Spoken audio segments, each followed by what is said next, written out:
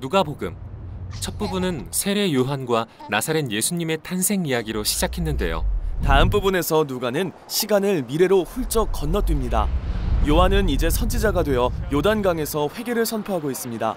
가난한 자, 부유한 자, 세리, 심지어 군인들까지 온갖 이스라엘 사람들이 세례를 받으러 모여듭니다. 여기서 무슨 일이 일어나고 있죠? 네, 이들은 모두 새로운 삶의 방식에 자신을 바치고 있습니다. 강에 몸을 담가서요? 오래전 이스라엘 백성은 요단강을 건너 이 땅을 상속받았습니다. 그때 하나님께 받은 의무가 있는데 바로 하나님만을 섬기고 이웃을 사랑하며 함께 정의를 추구하라는 것이었죠. 그런데 구약에서 보듯 그들은 반복해서 이 의무에 실패했죠? 맞아요. 그래서 요한은 이스라엘에 새로 시작하라고 외칩니다. 요단강에 돌아와 물을 통과함으로써 하나님께 재헌신하고 그분이 행하시려는 새 일을 준비하라고 말이죠. 요한이 이렇게 전하고 있을 때 예수님이 처음으로 등장하십니다. 예수님이 요한에게 세례를 받으시자 하늘이 열리고 하나님의 음성이 들립니다. 너는 내 사랑하는 아들이다. 내가 너를 매우 기뻐한다. 지금 하나님의 이 말씀은 구약의 언어들로 가득한데요.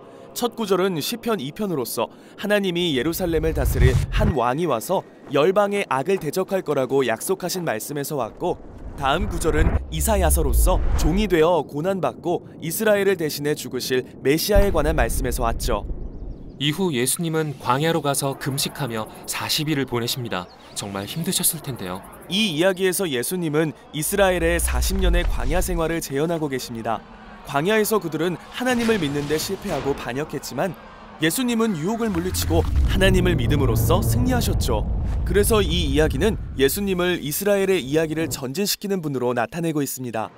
광야를 나오신 예수님은 고향인 갈릴리 나사렛으로 돌아가십니다. 회당에 가신 그분은 성경을 읽어달라는 요청을 받으십니다. 그리고 이사야의 두루마리를 펴서 읽으십니다. 주의 성령이 내게 임하셨으니 이는 가난한 자에게 기쁜 소식을 전하게 하시려고 내게 기름을 부으시고. 왜 가난한 자죠? 네, 히브리 문화에서 가난이란 단지 경제적인 게 아니라 낮은 사회적 지위를 의미했어요. 여성, 아동, 병자와 같은 사회 저변의 사람들 말이에요. 그리고 의외로 세리와 같은 부자들도 여기에 포함됐고 소외계층으로 여겨졌죠. 예수님은 그들을 위해 여기에 오신 겁니다. 예수님이 계속해서 읽으십니다. 주가 나를 보내사 포로된 자에게 자유를 전파하며 억눌린 자를 자유롭게 하고 주의 은혜의 해를 선포하게 하려 하심이라.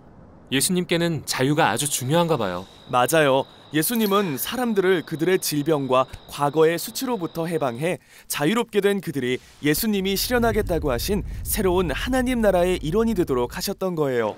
이후 예수님은 제자 중 12명을 택해 그분의 사역을 돕는 지도자로 삼으십니다.